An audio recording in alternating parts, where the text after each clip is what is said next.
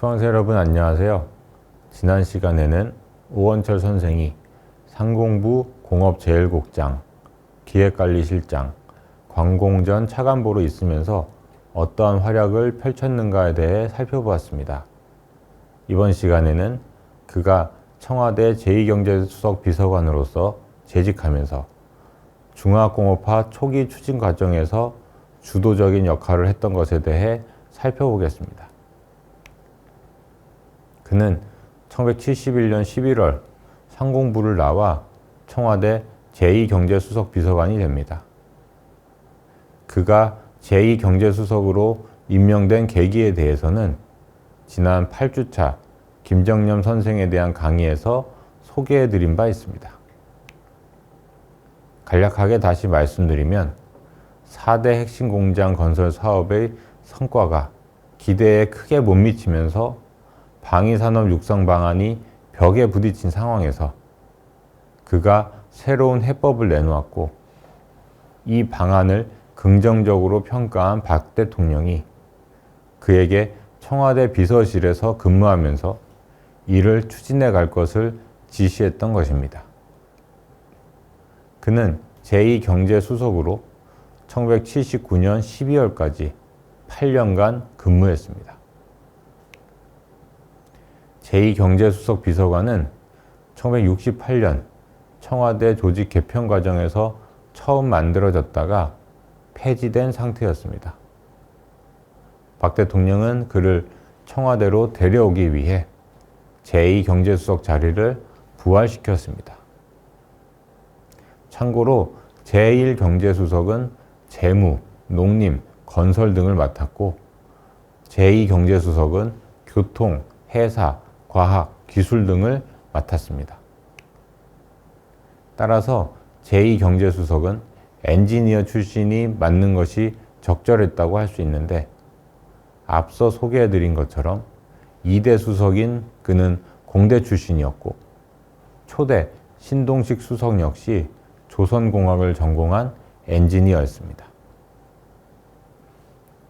청와대 제2경제수석 비서관으로서 그에게 맡겨진 주된 임무는 방위산업을 육성하는 것이었습니다. 그런데 이후 그의 역할은 중화공업화를 추진하는 것으로 확대됩니다.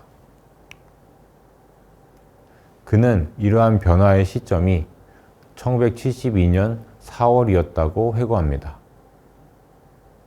어느 날 박 대통령이 대뜸 오원철 수석에게 100억 달러를 수출하려면 뭘 해야 하나는 질문을 했습니다.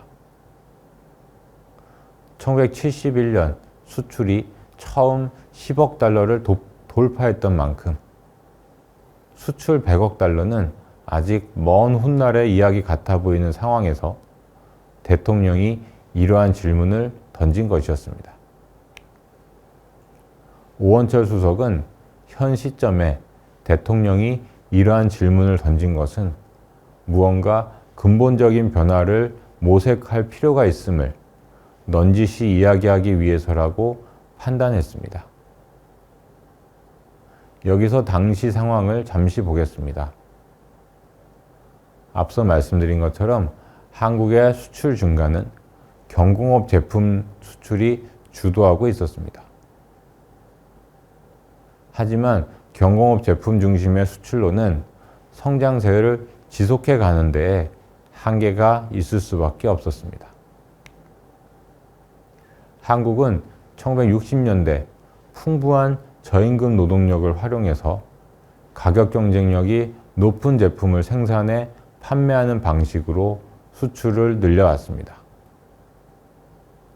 그런데 이렇게 해서 경제가 성장하자 국내 임금 수준이 상승했고 그 결과 가격 경쟁력이 약화되고 있었습니다.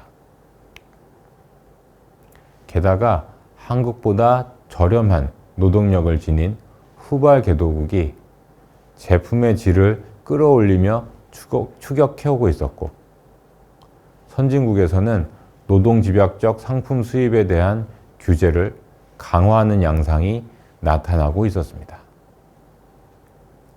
그 결과 1970년 무렵 한국의 수출 증가세는 한풀 꺾이고 있었습니다. 이러한 상황이었기에 오수석은 박 대통령의 질문이 예사롭지 않다고 생각했던 것입니다.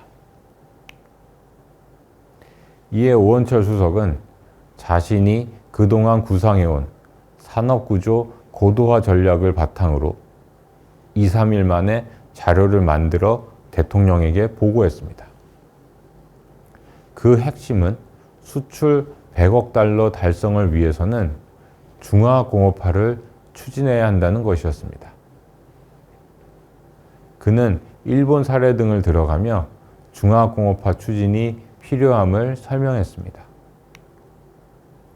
일본은 1955년 수출 20억 달러를 달성하고 2년 뒤인 1957년 중화공업화를 선언하였으며 그로부터 10년 후인 1967년 수출 100억 달러 목표를 실현한 바 있었습니다.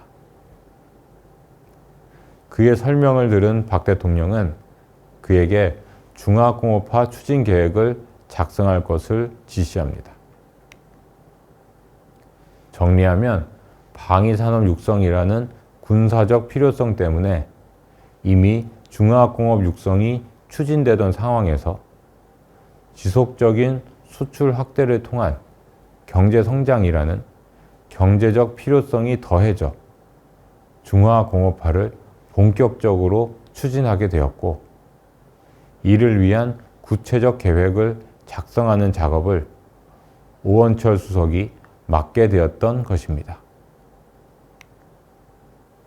오원철 수석은 김광모 비서관 등 소수의 제2경제수석실 직원들만을 데리고 비밀리에 대통령이 지시한 중화공업 마스터 플랜을 작성해 갔습니다. 이러한 비밀주의가 다른 부처와의 갈등을 불러오기도 했습니다. 하지만 오 수석은 중화공업화를 추진하고 있다는 사실이 알려지면 반대 세력의 반발로 인해 제대로 추진해 보지도 못한 채 중단될 위험이 있다며 비밀주의를 고수했습니다. 오원철 수석을 중심으로 한 제2경제수석실 구성원들은 밤샘을 밥 먹듯이 하며 계획 마련에 몰두했고 1972년 말 마침내 중화공업화의 마스터 플랜인 공업구조 개편론을 마련했습니다. 그 핵심 내용에 대해 잠시 살펴보겠습니다. 우선 중점 육성 업종으로 철강, 화학, 조선, 전자, 기계공업을 선정했습니다. 이후 여기에 비철금속이 추가되어 중화공업 중점 육성 업종은 6개로 늘어나게 됩니다. 이들은 모두 산업 연관 효과가 크고 고부가 가치 창출이 가능하며 수출 고도화에도 기여할 수 있는 산업이었습니다. 이러한 중점 육성 업종 선정은 오원철 수석이 강조해온 임팩트 폴리시에 기반해서 이루어졌다고 할 수 있습니다. 이 용어는 그가 만들어 사용한 것으로 좀 생소하실 겁니다. 임팩트 폴리시란 초반에는 모든 분야를 한꺼번에 육성하지 않고 파급 효과가 크거나 전략적 중요성이 높은 업종을 선정해 집중적으로 육성하는 전략을 의미합니다. 일종의 불균형 성장 전략이라고 할 수 있겠습니다. 참고로 그가 누차 강조해온 정책 수립 원리로 엔지니어링 어프로치, 즉 공학적 접근법이라는 것도 있습니다.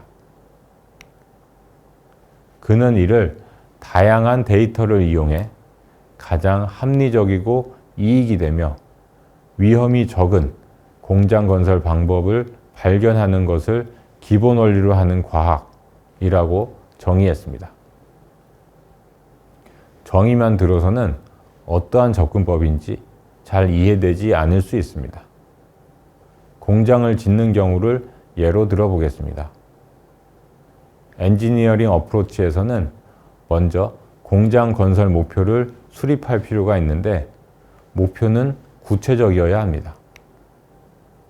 언제까지 무엇을 달성하겠다는 것이 수치로 제시되어야 합니다. 목표가 수치로 구체화되면 이윤, 수요, 시장성, 건설기간, 확장 계획 등을 철저히 조사하고 관련 데이터를 모아 종합적으로 분석합니다. 그리고 목표에 도달하는 데에 가장 합리적이고 유리하며 위험성이 적은 공장 건설 방법을 선택합니다. 이것이 그가 강조했던 공학적 접근법입니다. 다시 공업구조 개편론의 핵심 내용에 대한 논의로 돌아가겠습니다. 두 번째 핵심 내용은 국내 시장 규모를 고려해 처음부터 수출을 목표로 삼는다는 것입니다. 따라서 가격 경쟁력을 확보하고자 대규모의 공장을 짓기로 했습니다.